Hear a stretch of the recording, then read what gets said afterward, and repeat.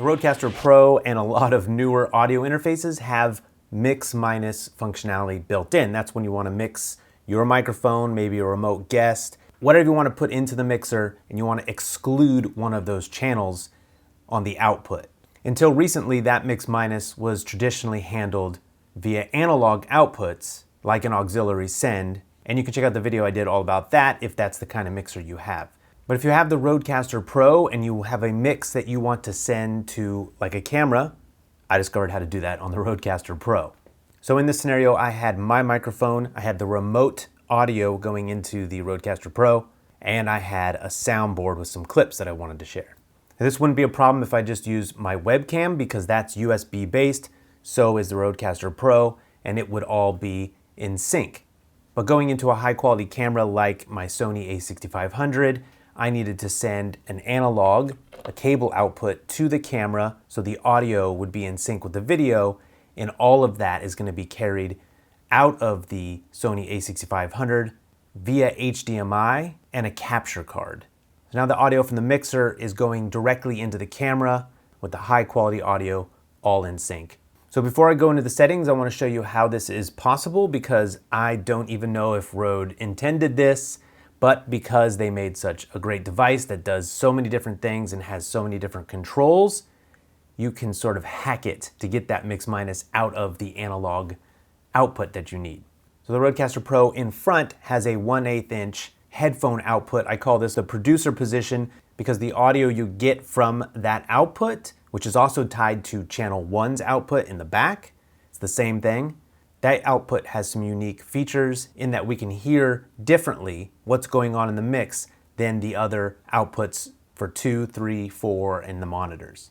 This gives us that ability to do the analog mix minus. Because in this setup, I want to be able to hear everything that's going into the mixer, but of course I don't want the camera, which is going to be going into the remote call or the live stream, I don't want that to get all the audio. So I need to hear everything, they do not.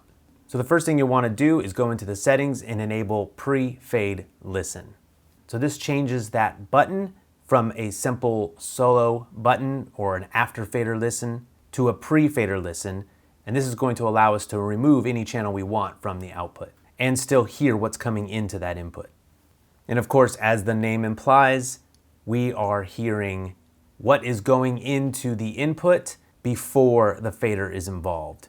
And when the fader's all the way down, what you're hearing when you press that button is just the result of the gain setting that you put into that channel. So now when we plug our headphones into channel 1, whether we do that in the front or the back, every channel where we enable the pre-fader listen button, we can have the fader all the way down and we can still hear what's going on. The other channels, 2, 3, 4, and the monitors will get anything where the fader is turned up. And of course, where the faders are all the way down, those outputs won't receive any audio signal. So the next step is to connect either channels 2, 3, 4, or monitors, whatever you're going to use to output to, in my case, the camera. Wherever you want to output the mix minus, you're going to connect a cable that fits into your input. In my case, I'm going out of the Rodecaster Pro into a Mix Pre 3, which is connected to my Sony a6500, just because this gives me some additional features like attenuation. It lets me see the audio meters when I'm in front of the camera and easy access to those additional audio controls. But of course, this is extra expensive gear, so you could just go direct into your camera's input. That is assuming that your camera can handle the line level output that we're sending to it. If not, you'll need some form of attenuation in between the output of the Rodecaster and the camera. And make sure that in your camera, you're also getting good audio levels. Record a test so you can hear how it sounds. So to complete the setup in the Rodecaster Pro, just bring up the faders for every channel that you want to send into the mix and leave the faders all the way down for the channels that you don't want to be included into the mix. And then of course, for every channel that you want to hear as you're monitoring the audio in the mix, enable the pre-fade listen button.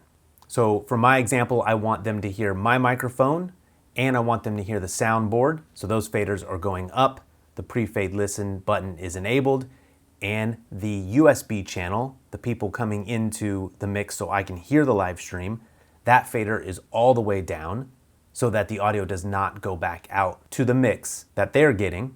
because despite the fader being all the way down, I am hearing what's going into that channel because it's enabled as pre-fade listen. So I can hear it with the fader all the way down.